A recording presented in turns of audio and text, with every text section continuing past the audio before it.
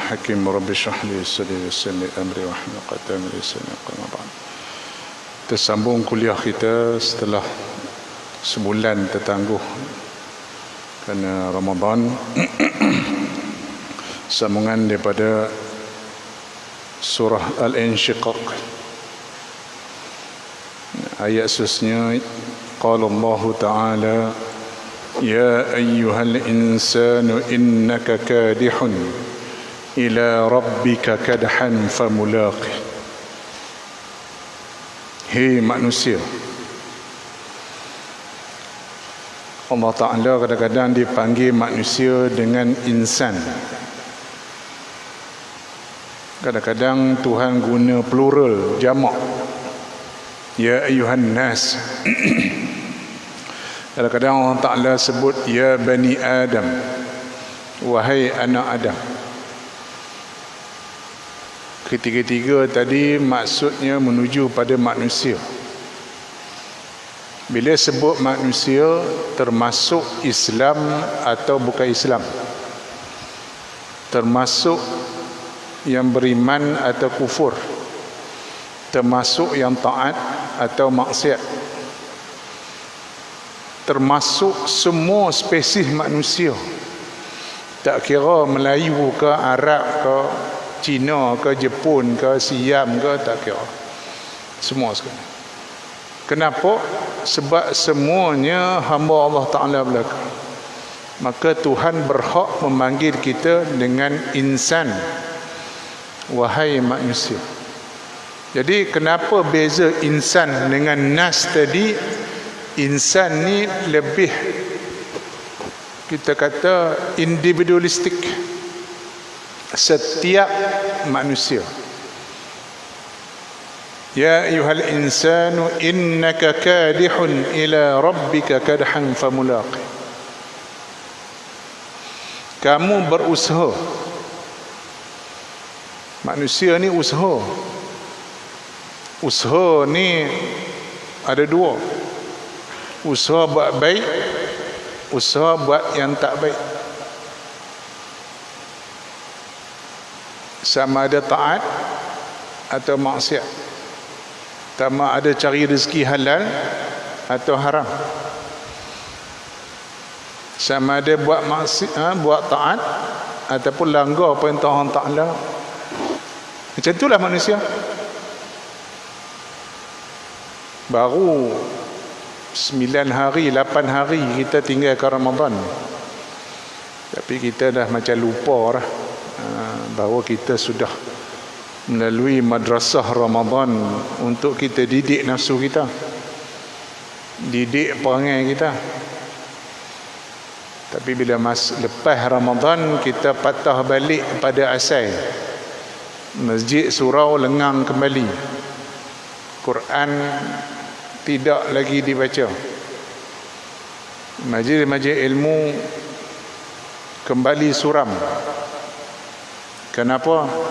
Sebab kita rasa kita dah raya, kita ingat kita dah menang. Belum. Kita belum menang.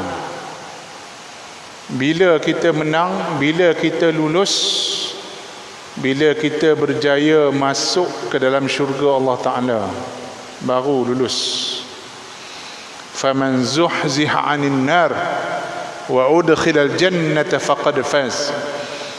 Barang siapa dilepaskan daripada neraka, na'udzubillah, dan dimasukkan ke dalam syurga, faqad faz, maka baru dia lulus, berjaya. Selagi tak masuk dalam syurga, kita belum lulus, belum berjaya. Jadi kita tak boleh senang hati, confident, relax, naik motor pun seronok-seronok, ya, naik kereta pun gelak-gelak, tak ada, macam tak ada apa masalah. Macam kita tu tak akan dipanggil oleh Allah Ta'ala. Sedangkan banyak ayat Quran ni cerita pasal mati, cerita pasal akhirat. Nak kata ayat hukum dalam Quran ni tak sampai 10%, 10% ayat-ayat yang sangkut tentang hukum. Yang banyak ayat yang sangkut masalah iman terutama masalah iman pada hari kiamat, akhirat, syurga, neraka. Itu yang kandungan yang paling banyak dalam Quran, selain daripada kisah umat-umat terdahulu, selain daripada kisah para nabi terdahulu. Supaya apa? Supaya kita insaf kehidupan. Tapi itulah manusia, dia cepat sangat lupa. Jadi Tuhan kata, innaka kadihun ila rabbika, kamu berusaha untuk menghadap Tuhan kamu besok. Kita buat baik ke taat ke, hak tu kita bawa. Famulaqih, kamu akan jumpa benda hak kita buat tu. Kalau tuan-tuan baca Quran, hak Quran tu lah kita bawa. Kalau kita baca buku tak semiak, baca tu lah kita bawa. Kalau kita amalkan wirid zikir yang bermanfaat, hak tu kita bawa. Kalau kita duk buat amal sihir, black magic, hak tu kita bawa. Ingatkan dah masuk 2022 ni, black magic ni tak wujud dah. Amalan sihir ni tak wujud dah, kita ingat. Sebab dah masuk 2022 kan. Dah masuk alah baru, dunia dah makin moden, manusia makin canggih. Rezeki Allah Ta'ala buka makin luas. Macam-macam bentuk perniagaan kita boleh buat, boleh capai kekayaan. Tapi masih ada orang Islam kita terlibat dengan benda-benda black magic ni. Tak kira lah black magic cara Melayu ke, black magic cara Siam ke, tak kira. Punca dia apa bang? Punca dia satu je. Dia tak ingat dia nak mati. Pasal apa kita tinggal semayang? Pasal kita ingat kita tak mati. Pasal apa kita boleh makan haram? Pasal kita ingat kita tak mati. Pasal apa tak puasa? Pasal kita ingat kita tak mati. Kita ingat amalan tu kita takkan bawa menghadap Allah Ta'ala. Tuan-tuan, terlampau banyak ayat Quran yang bagi tahu yang kita akan bawa benda tu. Termasuk ayat ni. Famulaqih, kita akan jumpa balik apa hak kita usaha dunia itu. Itu pandangan jamhur ulama dalam menafsirkan ayat ni. Ada ulama kata masuk mulaqih tu kita akan jumpa Allah Ta'ala.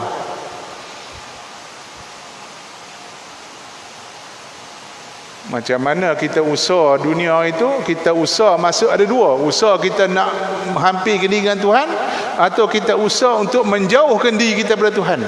Nak tak nak, famulaqih, kita akan jumpa juga Allah Ta'ala nanti.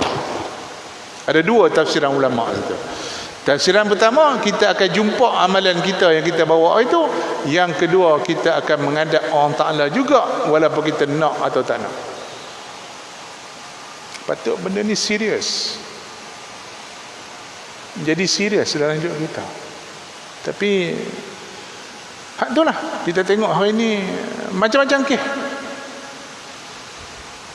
Kenapa? Sebab kita rasa kita tak akan mati.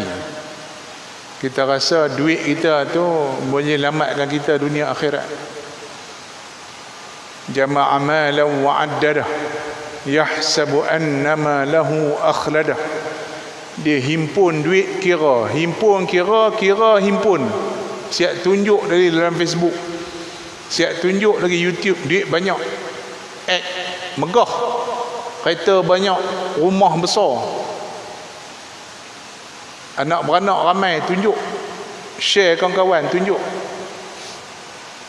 Tuan-tuan, hak tu semua tak boleh bawa kita depan Tuhan besok, tak laku. Hak laku ni, nak ke tak nak, tu dah. Innaka kadihun ila rabbika kadhan famulaq. Maka Tuhan akan balas amalan kita itu atas usaha kita. Timbul persoalan, bukankah ada hadis Nabi bagi tahu kita buat taat macam mana pun kita belum tentu masuk syurga. Dia ada lah. Ustaz tu pun ngajak tu betul lah, ustaz tu ngajar tu betul, tapi tak kena pada audience. Dia bawa cara umum.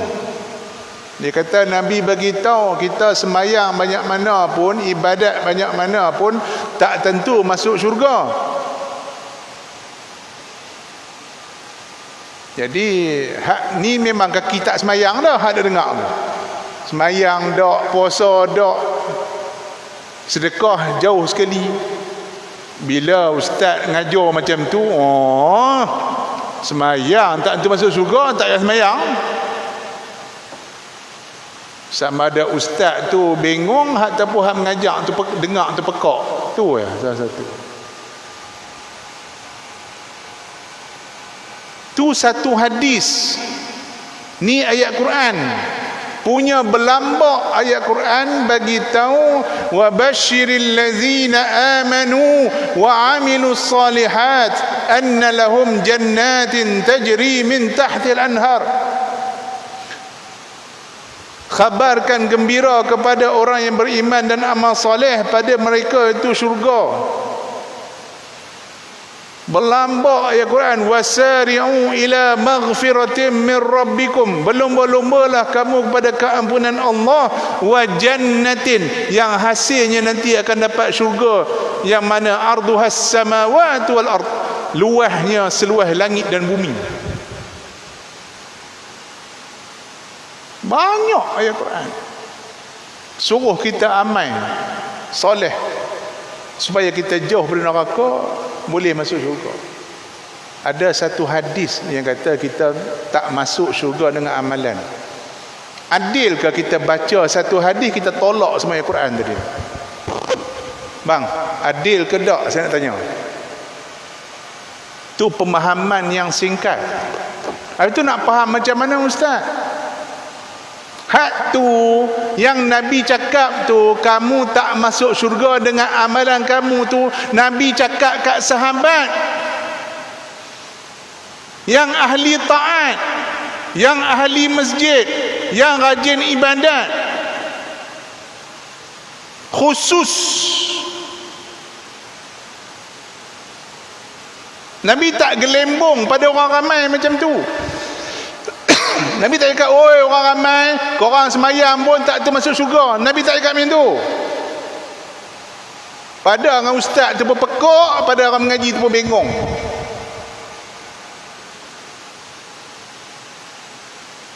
Ada tempat Nabi cakap macam ni pada orang, ada tempat Nabi cakap macam ni pada orang. Yang hadis lain pun Nabi sebut. Mari badui jumpa Nabi, ya Rasulullah, kalau aku semayang 5 waktu, aku puasa Ramadan, aku zakat, aku buat haji, aku tak tambah tak kurang, ngam-ngam je, syurga tak? Nabi kata syurga. Habis nak faham ke mana dia? Nak faham ke mana? Sebab tu jangan baca satu hadis pergi gelembung kat orang. Habis apa maksud hadis Nabi tadi? Nak bagi tahu pada orang taat ni, yang macam orang di masjid surau ni, pak-pak lebay, ustaz-ustaz ni, jangan rasa cukup dengan amalan taat kita. Hang jangan confident sangat.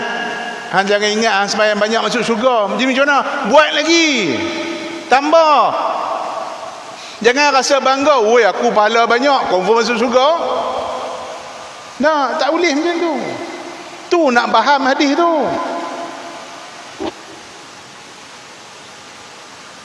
Sebab tu Nabi walaupun diampunkan dosa, Nabi tetap bangkit tahajud.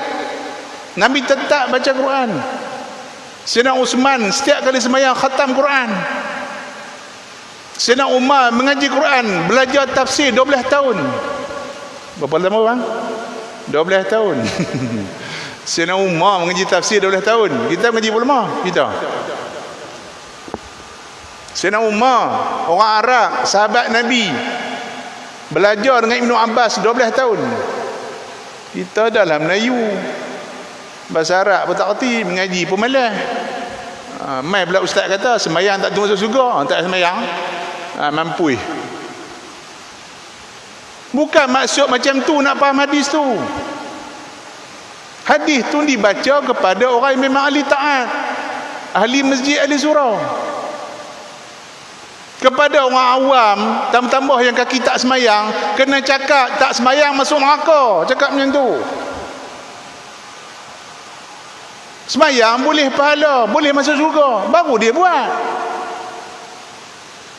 Pada orang ahli taat, dia dah memang kaki semayang dah, kaki puasa dah. Takut dia mari riak, dia mari sombong, rasa pahala dia banyak. Baca hadis tu. Jangan rasa pahala kita banyak, kita confirm masuk syurga. Jadi macam mana? Tambah lagi. Rasa rendah diri, rasa tak cukup. Tu faham dia.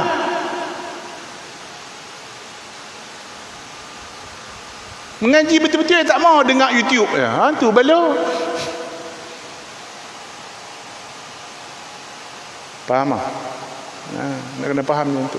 Dia kena himpun ayat Quran, himpun hadis, kena faham baru nampak. Jangan ambil seketui faham. Contoh, ada satu kes, satu orang mai jumpa Nabi. Ya Rasulullah, kalau aku bunuh orang, Tuhan ampun tak dosa aku? Nabi kata tak. Tak, Tuhan tak ampun dosa. Satu orang mai jumpa Nabi, kalau aku bunuh orang, Tuhan ampun tak dosa aku? Tuhan ampun. Hai?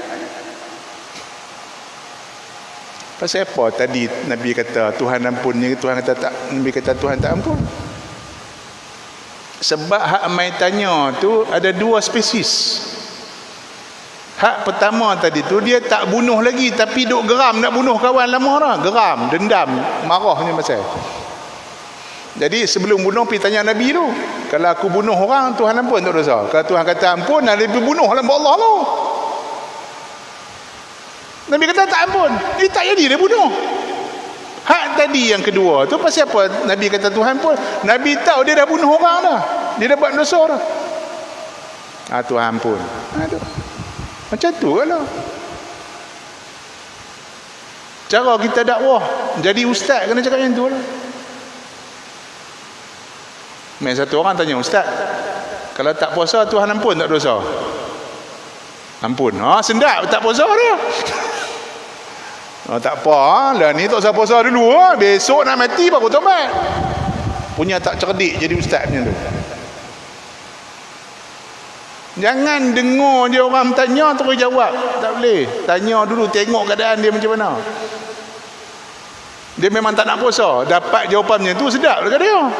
Yang satu lagi main buat kita dah muka insaf, nak taubat. Ustaz, saya ni dah tinggal puasa banyak, kalau saya minta taubat Tuhan terima tak?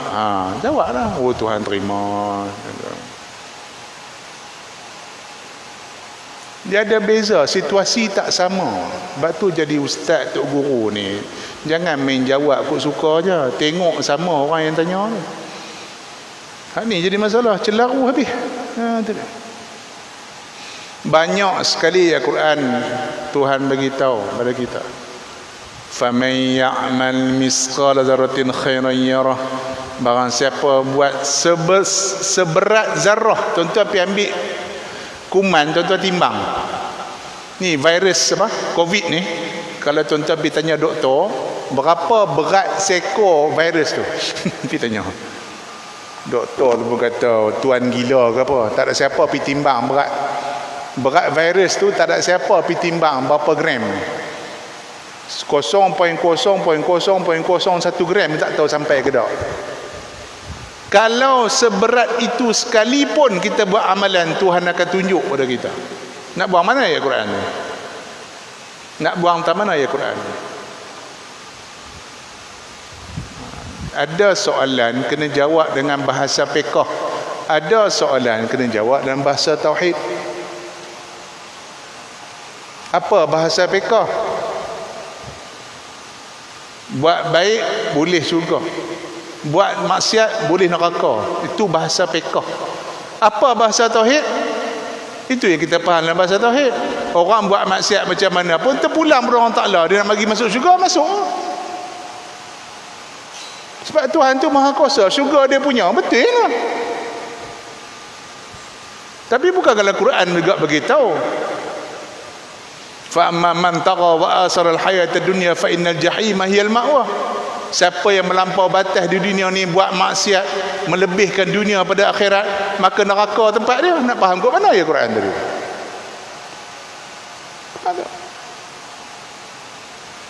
Sebab tu jadi ustaz, jadi tok guru, ajak orang buat taat, ajak orang hidupkan masjid, hidupkan surau, buat halaqah ilmu, halaqah zikir. Itu tujuannya. Pasal apa? Supaya kita umat ni buat taat. Bila umat buat taat, dia terhindar pada maksiat. Sebab apa? Sebab manusia ni dia kok mana apa kata Imam Ghazali. Imam Ghazali ni bahasa dia seronok. Saya lah yang belajar bahasa Imam Ghazali ni. Dia walaupun dia ulama sufi, tapi bahasa dia keras. Bahasa Imam Ghazali ni keras. Orang biasa ulama sufi bahasa dia lembut, tapi Ghazali ni bahasa dia keras. Pasal apa? Sebab sebelum jadi ulama sufi, Imam Ghazali ni ulama akidah, ulama fiqh, ulama usul fiqh. Jadi bahasa dia tegas.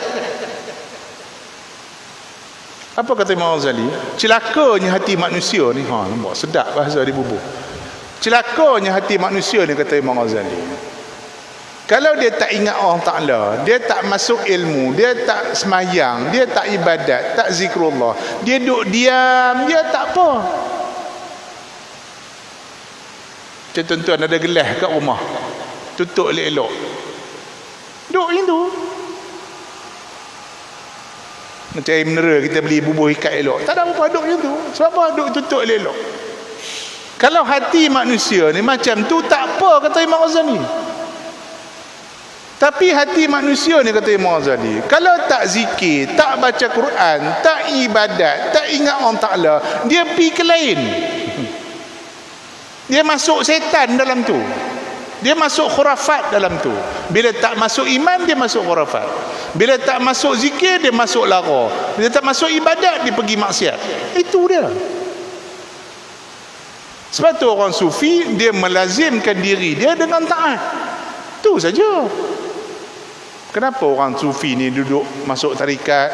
Kenapa buat halaqah zikir?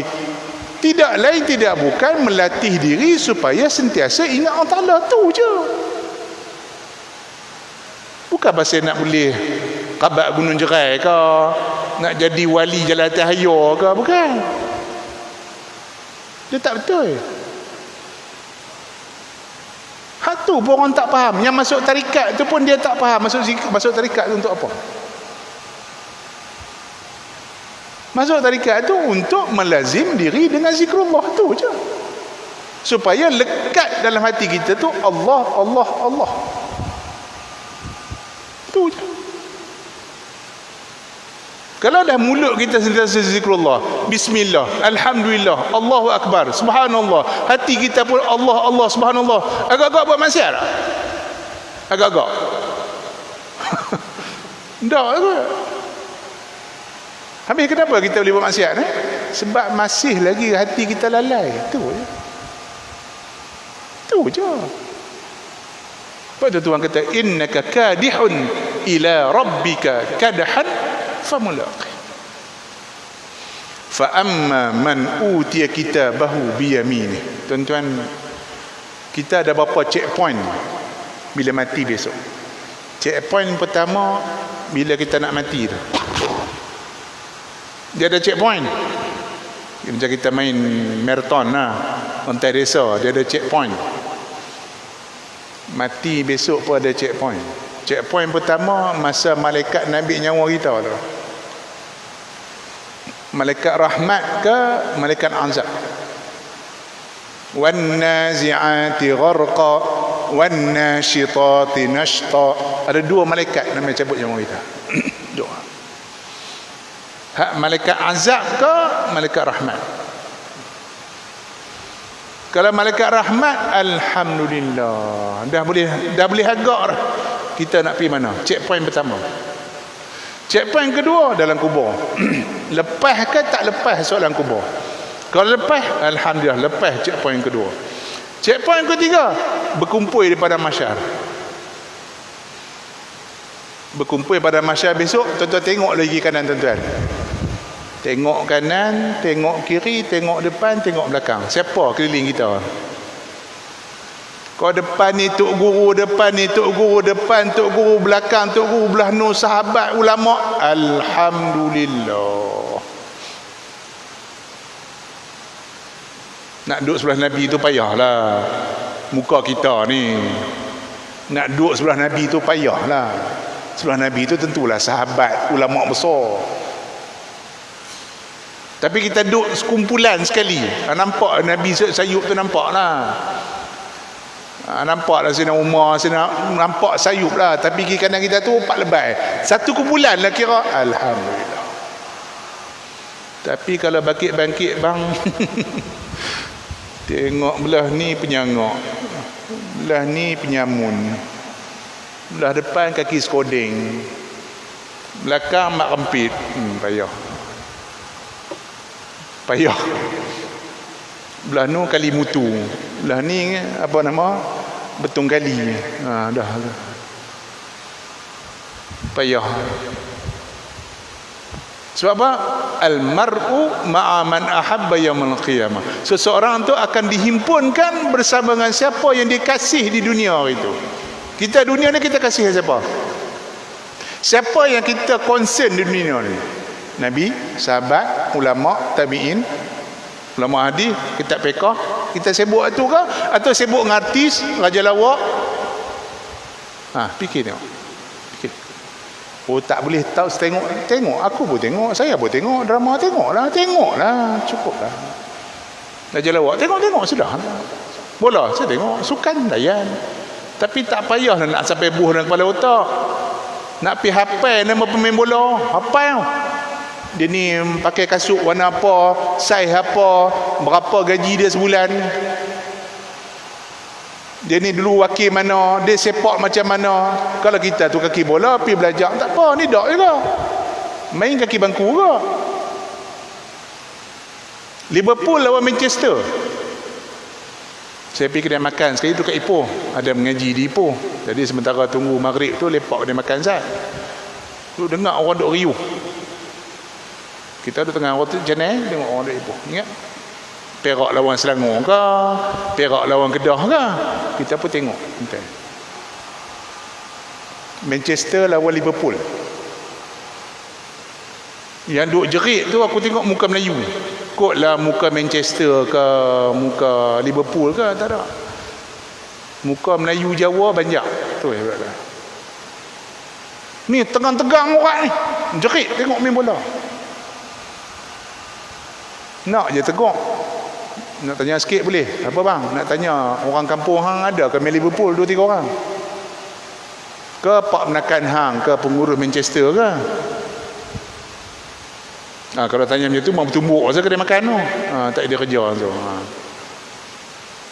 Tengok sudahlah, tengok. Menang kalah nanti api dah siapa menang pun ada untung kita. Ada untung kita. Kalau Liverpool menang dapat gaji 10,000. Tak ada. Kotlah pengurus Manchester tu pak saudara kita, dia menang dapat 20,000, tak apa ke? Tak. Itu nak sampai tegang-tegang orang tu buat apa? Perak lawan Kedah ke? Kotlah nak serongkong. Seronok kalau Perak menang, jalan tegak sikit tak dapat apa pun. Tapi seronoklah orang Perak menang bola. Jadi ya, tak. Punya bodohnya manusia hari ni dia pi buat benda habis duit, perhabis masa pada benda yang tak untung kat dia. Dunia pun tak untung, akhirat jauh sekali. Punya teruk minda orang sekarang. Saya sampai cakap macam tu. Daripada Ipoh sampai sini saya jengkok. Saya tengok budak-budak duduk lepak pakai Ipoh. Saya panggil, "Mai. Orang. Ya hang duk sonok-sonok gelak-gelak ni. Pak hang ada berapa semakit kat Ipoh ni?" Dia marah saya. Tak perhati tepi ni boleh settle, tak ada masalah. Kalau tak puas hati lah saya kata, ni tepi ni boleh settle. Tak pasal apa abang cakap itu? Tak lah, yang hang seronok-seronok ni gelak-gelak, kuki tengah jalan ni, pak hang dah apa-apa semakin kat Ipoh ni. Tak ada lah bang. Kalau tak ada hang seronok pasal apa? Kalau Giant tu pak kita punya, Tesco mak saudara kita punya, semakin depan tu Ion sepupu kita punya, hang tak apa nak seronok. Satu kedai pun kat Ipoh ni tak ada hang punya, hang seronok pasal apa? Punya pelik tamu-tamu orang Melayu kita ni. Hidup pun ringkat. Sampai tak tahu nak seronok tu pasal apa. Pelik. Buang masa, buang duit. Dunia pun dia tak cari, akhirat pun dia tak dapat. Pelik bin ajaib. Sedangkan Islam duk sebut checkpoint yang ketiga tadi, tuan-tuan bangkit pada mahsyar besok, tengok kiri kanan tuan-tuan. Siapa dia? Mana dalilnya? Dalam surah Yasin. Wamtazul yawma ayyuhal mujrimun. Tuan-tuan, dalam perhimpunan pada mahsyar besok tu ada golongan orang taat, orang saleh ni Tuhan naung dia. Ada yang dapat minum telaga Kausar, ada yang dapat perlindungan, yang dapat perlindungan redup. Orang panas dia redup. Jadi hak puak-puak, hak kaki maksiat, munafik, kafir tadi tu nak ngendin lah. Orang Perak kata ngendin. Kalau tak reti ngendin, renti keduk candan. Tak faham ngendin. Nak ngecik nak duduk sekali dengan orang Islam, dengan orang soleh. Mari malaikat halau, wamtazul yawma ayyuhal mujrimun, pi berambuih. Jangan duk campur dengan orang soleh ni. Hang ni pengotok, munafik, kaki maksiat, jauh. Dihalau macam anjing kurap di pada mahsyar besok. Nauzubillah. Wamtazul yawma ayyuhal mujrimun. Jauh. Jangan duk campur. Checkpoint yang ketiga. Checkpoint yang keempat ni dia. Masa bila? Masa mari buku hisab kita esok. Kita punya record book. Record book kita itu, dunia itu kita buat apa? Dalam surah Kahfi kita baca apa? Ya wa mali hadzal kitab la yughadiru saghiratan wala kabiratan illa ahsaha. Apa punya buku lah. Tuan-tuan, kita ada buku diary tak? Kita ada Facebook kan? Duduk dalam ni Facebook kan? Sekarang ni Instagram lah. Instagram. Zaman saya dulu ni diary lah. Diary. Nak pergi office pukul berapa, tadi ada meeting pukul berapa, sekali ada lunch dengan siapa, kalau petang main golf ke badminton, tulis lah diary. Macam tu lah diary. Habis sangat pagi buat apa, tengah hari buat apa, tak kata ya. Tak ada siapa tulis diary tu. Lepas bangkit, gosok gigi, masuk jamban, lepas tu berak, lepas tu basuh, keluar jamban, baca doa, lepas tu semayang 2 rakaat, lepas tu iktikaf. Tak ada siapa tulis diary macam tu. Gila. Tak ada siapa tulis diary macam tu. Ada tulis? Ada yuk, dekat Facebook tulis macam tu. Masuk pukul berapa, keluar jamban pukul berapa, berak berapa lama dalam jamban, tenggung kiri ke kanan ke, keluar pintu jamban kanan kiri, ada tulis? Tak ada siapa tulis. Gila. Itu seminggu je penuh Facebook. Tapi tuan-tuan, buku rekod kita pada mahsyar besok, ma li hadzal kitab la yughadiru saghiratan wala kabiratan illa ahsaha. Daripada sekecil-kecil benda kita buat sampai sebesar-besar benda kita buat, tulis dalam tu. Wa wajadu ma amilu hadira wa la yazlimu rabbuka ahada. Semua yang kita buat hari itu ada depan mata kita. So masa kita terima buku tu, fa amma man utiya kitabahu bi yaminih, barang siapa yang terima buku amalan dia dengan tangan kanan, itu dah petanda dah, checkpoint yang keempat. Kalau tangan kanan malaikat bagi kat kita, insya-Allah. Macam kita ambil result SPM lah, adik-adik kita ambil SPM kan, cikgu tersenyum je. Muhammad bin Kulub, ya cikgu, tahniah. Tak payah tengok pun kita dah boleh agak lah kan. Cikgu pun senyum je, cik tanya syabas, wah senyum dah. Tak 8A pun 5A ada lah. Betul. Tapi kalau cikgu bagi Muhammad bin Kulub cuba lagi lah, tu ayat dah. Try next year, tak usah tengok lah, try next year, tahun depan cuba lagi lah. Rasa-rasa nak tengok result, tak payah tengok pun tahu fail lah tu, suruh try tahun depan. Bang, tuan-tuan, exam dunia ni boleh repeat. SPM boleh repeat, STAM boleh repeat, exam USAH boleh repeat, 3 kali repeat. Saya lah jaga bahagian akademik kan. Setiap subjek fail boleh sampai 2 kali. Fail sekali, repeat sekali, fail sekali, repeat sekali. Fail kali 3, out. 3 kali fail, tu mangkuk ayun. Tu dia cerita dah. Tu tak usah duduk usah lah, pergi cari tempat lain nak mengaji. Kalau subjek yang sama repeat 3 kali, out. 2 kali bagi try. Dunia boleh try. SPM dan tak pi repeat berapa kali pun tak apa. Tambah pi exam undang-undang jalan raya tu. Saya pergi jumpa hari tu test hak 5 kali fail pun ada. Sampai hak jaga driving school tu, apa kebenarnya? Hak jaga driving school tu pada yang dia tu pun mulut boleh tahan. Dan tak pi lah orang tu fail, hang dapat juga duit orang tu bagi saja mulut. Apa kebenar 5 kali test tak ada duit. Teruk benar kan. Sampai hari tu GPG buat keluar arahan wajib lulus. Tu dia sampai taraf tu. Tu belum lagi bawa kereta, baru exam tulis dah fail dah. Bawa kereta tak tahu. Punya teruk. 5 kali test tak gagal lagi. Bang, dunia ni gagal boleh repeat. Akhirat gagal tak ada repeat. Tuan-tuan bayangkan kalau tuan-tuan masuk exam tak boleh gagal. Kalau gagal kena tembak. Apa macam? Saya kata besok ni pukul 8 pagi semua kena ada dalam masjid ni. Siapa lambat 8-5 minit kena tembak. Hoi, tu dia pukul 7 pagi terpacak dia. Tak usah banyak ah.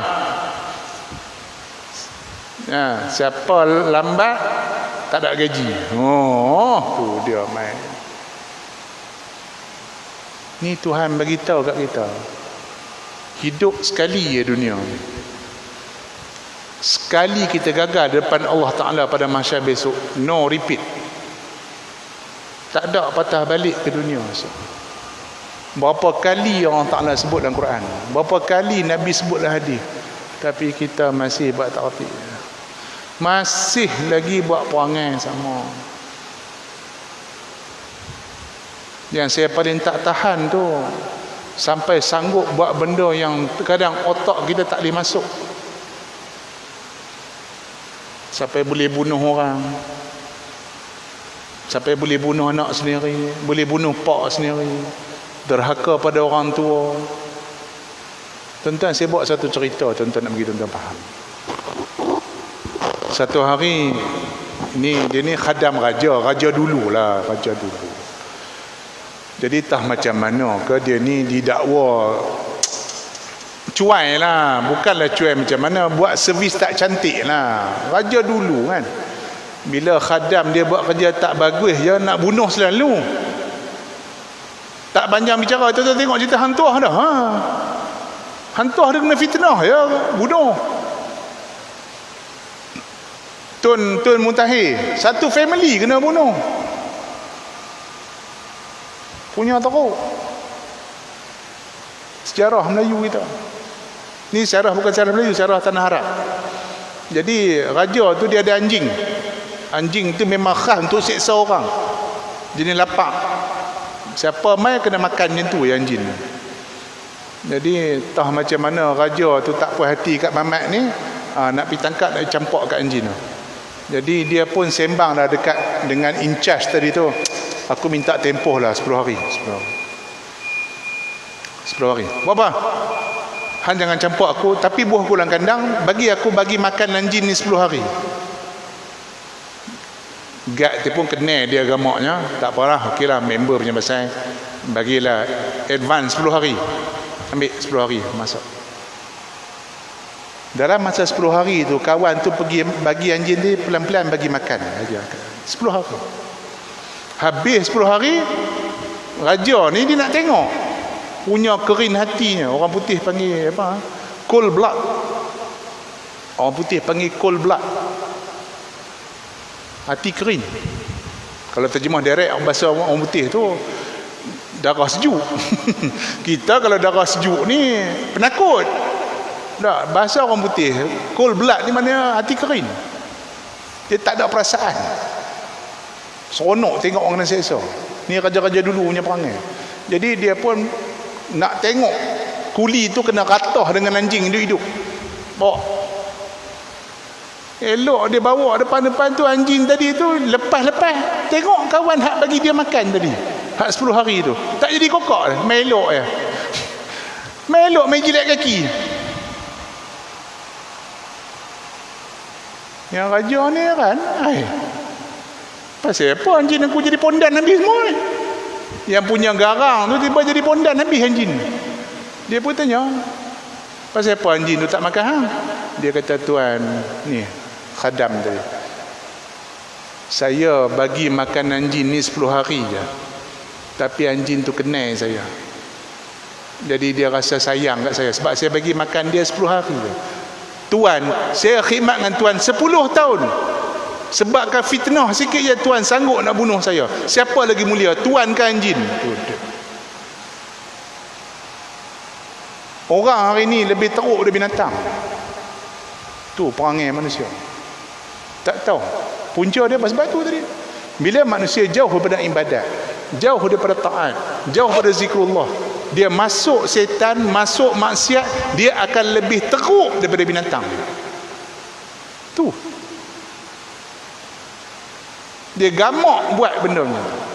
Sebab apa? Sebab nak dunia. Sebab tu adik-beradik boleh berparang, anak dengan pak boleh bergaduh. Pasal apa? Rebut reta, rebut pokok durian. Laku, saya cerita tuan-tuan, bukan main-main punya cerita ni. Saya pernah tengok sendiri kes tu. Baru ni kes Kuala. Anak mati, pak tak main tengok. Anak mati, pak tak main tengok. Satu kes pula, pak mati, anak tak main tengok.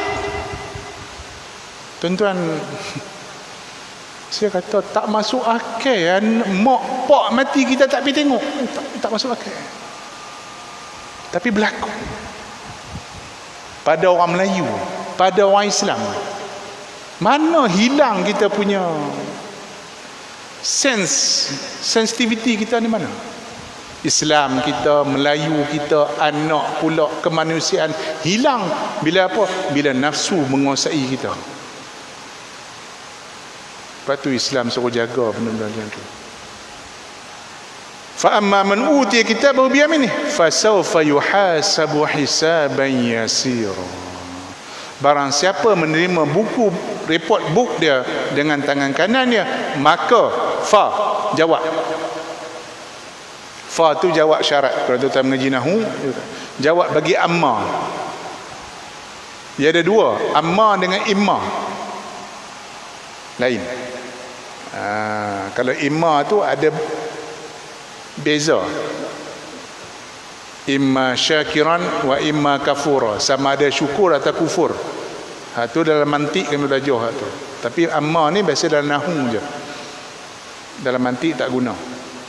Contoh syartiyah, man utiya kitabahu biyaminihi fasawfa, barang siapa yang menerima buku dengan kanannya, maka saufa, dia akan dihisap dengan hisap yang mudah, dan dia akan apa? Berkumpul dengan adik-beradik keluarga dia di dalam syurga dengan keadaan seronok. Kalau kita baca direct ayat Quran ni, kita akan faham. Macam kita tu esok ni, bila dia hisap pada mahsyar besok, okey, cantik, kita pun balik pada family kita. Tu salah, direct translation tak kena. Dia kena tengok macam mana para sahabat tafsir ayat Quran. Jangan kita baca direct translation, bahaya. Sebab apa? Ada hadis. Maksud hisab yang mudah tu apa dia? Tuhan settle down. Tu yang kita nak. Bila kita kumpul besok, Muhammad bin Kudin, ya Tuhan. Macam itulah. Tuan-tuan pernah Roblox? Roblox pernah? Nah, boleh pun tengok. Kan? Macam tu kan? Boleh tengok. Oh, yuk ke? Mana? Saja Nabi Rustam jalan. Cek. Tak cek kan? Lesen. Tak ada. Lesen tak minta lah. Tengok rotek mampus pun jalan. Pasal apa? Member. Kenal lama. Orang kampung.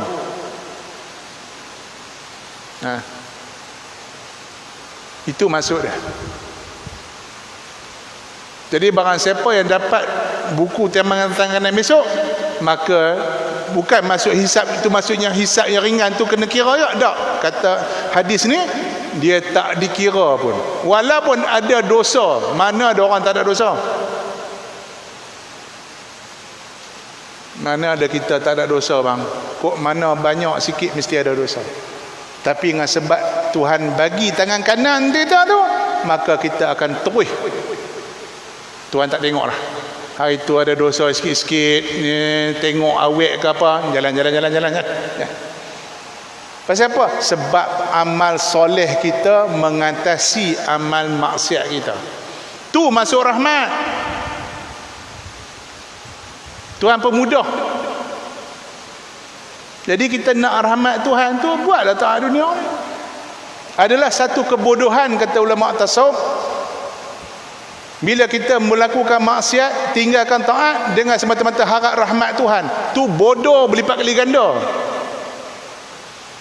Bukan saya kata, ulama tasawuf apa. Bahkan Ibnu Athaillah Sekandari sebut dalam kitabnya, orang yang dah tahu dia tu dosa, dia dah tahu dia buat silap, dia tahu pasal apa ni tak sembahyang, dosa. Tahu dosa, tahu buat maksiat, tapi dia tak usaha untuk baiki diri dia, untuk taubat, maka itu kata Ibnu Athaillah 2 kali bodoh. Bodoh pertama pasal buat maksiat dah, bodoh kedua pasal sedar buat maksiat tapi tak repeat.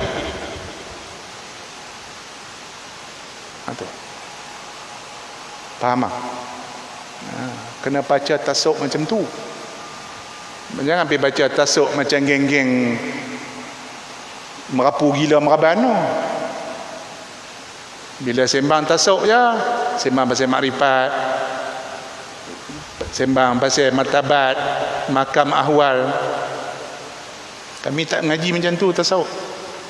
Tasawuf nombor 1 ni dia, beribadat sampai kita rasa lazat. Tuan-tuan buka dalam Manatul Musalli, tuan-tuan buka Syekh Daud Fatani sebut dalam Manatul Musalli, ibadatlah kamu, sembahyanglah kamu, qiyamlah kamu, daripada kita rasa berat pergi masjid surau, daripada kita berat angkat takbir sembahyang, sampai kita rasa lazat ibadat. Itu dia makrifat. Lawan nafsu kita. Berat nak pergi masjid ni, berat, bangkit. Berat nak baca Quran ni, ambil Quran baca. Kedekut nak sedekah, ambil duit bubuh dalam tabung. Jadikan PA kita, nak pergi masjid letak siap duit dalam poket atas. Kan? Bubuh. Kalau dulu shilling takut tergolek tengah sembahyang, nampak shilling malu sangat. Bawa duit kertas tak apalah kot, RM1 RM2. Dah letak niat dah. Jadi bila tuan-tuan niat kat atas poket tu, dah boleh pahala dah. Jadi pergi je masjid, dah jadi PA dah kita. Latih nafsu kita tu daripada kedekut sampai jadi pemurah. Itu maksud makrifat. Bukan pelik-pelik yang diajak dia puak-puak merapu ni, jangan duk ikut. Faham bang? Itu dia. Wallahu a'lam. Itu dia. Kan? Itu masuk isyak dah. InsyaAllah kita semayang. Wallahu a'lam. Bismillahirrahmanirrahim. Alhamdulillah. Wassalamualaikum. Allahumma rahman rahim wa min al-haqqa wa jana wa